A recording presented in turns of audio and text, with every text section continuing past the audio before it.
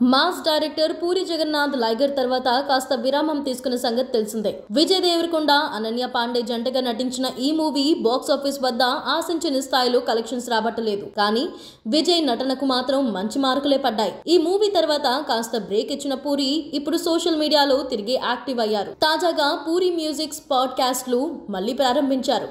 ఇప్పుడే ఎన్నో విభిన్న కామెంట్స్లను ప్రేక్షకులకు వినిపించిన ఆయన ఈసారి తడక గురించి చెప్పారు. తడక అంటే తాలింపు అని. జీవితంలో సగం గొడవలు దీనివల్లే అంటూ వివరాలు ఇచ్చారు పూరి. ఇంతకీ ఏం చెప్పారో తెలుసుకుందామా?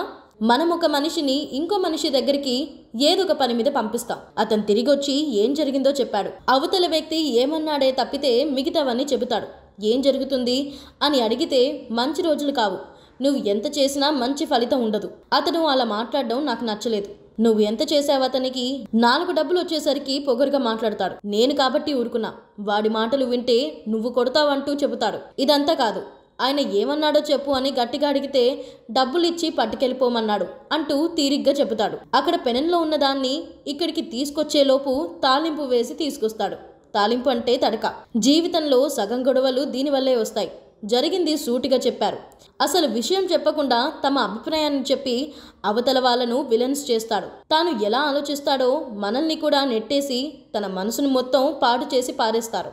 అందుకే మధ్యవర్తులు జరిగింది చెబుతున్నారా, వారి అభిప్రాయాన్ని వ్యక్తం చేస్తున్నారా అనే విషయాన్ని గ్రహించాలి. అందుకే డౌట్ వస్తే అడిగేయాలి. నిజమే చెబుతున్నావా, నువ్వు అనుకున్నది చెబుతున్నావా అని అడిగేయాలి.